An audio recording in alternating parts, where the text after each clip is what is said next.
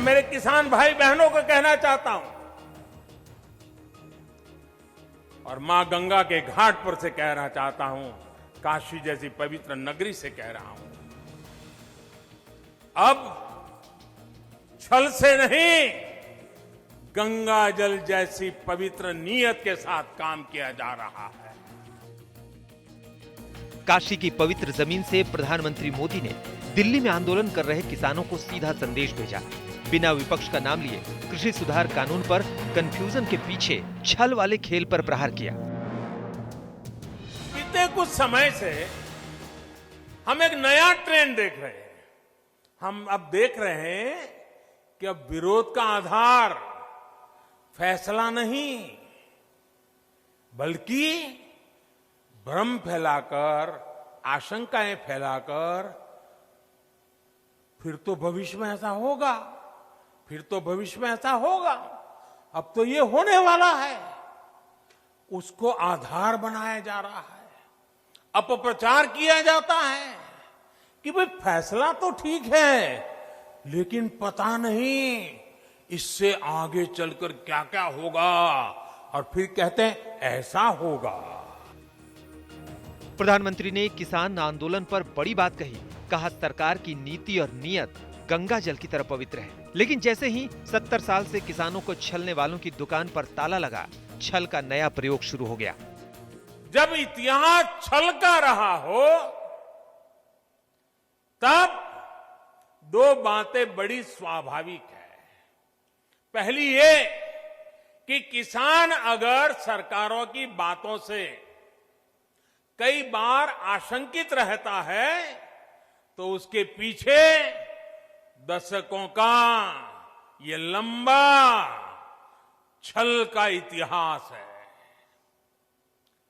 और दूसरी ये कि जिन्होंने वादे तोड़े, छल किया, उनके लिए ये झूठ फैलाना एक प्रकार से आदत बन गई है, मजबूरी बन चुका है। जो पहले होता था वैसा ही अब भी होने वाला है, क्योंकि उन्होंने ऐसा ही किया था। इसलिए वही फॉर्मूला लगा करके आज भी देख रहे हैं। आज की ये तस्वीरें संयोग नहीं प्रयोग है। इसकी संपूर्ण व्याख्या मोदी ने की। पहले तो मंडी के बाहर हुए लेन देन ही गैर कानूनी माने जाते थे।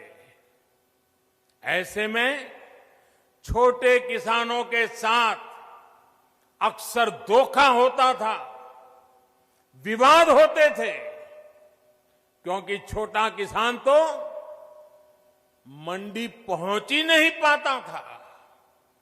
अब ऐसा नहीं है। अब छोटे से छोटा किसान भी मंडी से बाहर हुए हर सौदे को लेकर कानूनी कार्यवाही कर सकता है। मोदी ने एक एक शब्द किसानों के मन में पैदा हुए कंफ्यूजन को दूर करने के लिए बोले। किसान हित में किए गए कृषि सुधार ऐसे ही विकल्प किसान को देते हैं। अगर किसान को कोई ऐसा खरीदार मिल जाए जो सीधा खेत से उपज उठाए, जो ट्रांसपोर्ट से लेकर लॉजिस्टिक के हर प्रबंध करे और बेहतर कीमत दे, तो क्या किसान को अपनी उपज उसे बेचने की आजादी मिलनी चाहिए कि नहीं मिलनी चाहिए? कृषि सुधार कानून को लेकर कई तरह के सवाल पर प्रधानमंत्री ने पिक्चर साफ कर दी। किसानों को समझाया गया कानून सिर्फ विकल्प है जो पुराने सिस्टम के साथ काम करता रहेगा। क्या किसान के इस बड़े मार्केट और ज्यादा दाम तक किसान की पहुंच होनी चाहिए कि नहीं होनी चाहिए?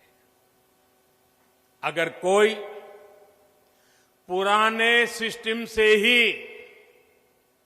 लेन देन को ठीक समझता है, तो उस पर भी इस कानून में कहां कोई रोक लगाई है भाई? सीधे शब्दों में प्रधानमंत्री ने काशी से किसानों को बड़ा पैगाम दिया।